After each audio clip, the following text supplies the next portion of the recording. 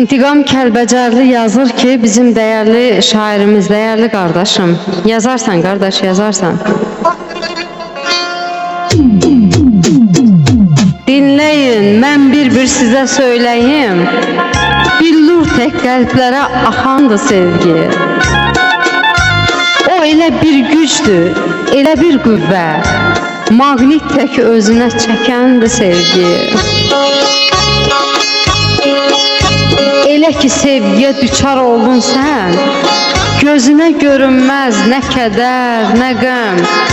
Yalan da söylənsə inanırsan sən, adamı kar eder, kör eder sevgi.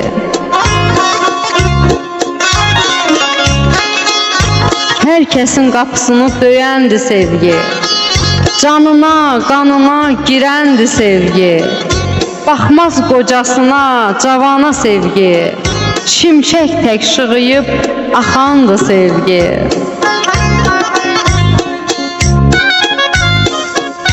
Sevgi yaxşı duyğu, sonu yaxşısa.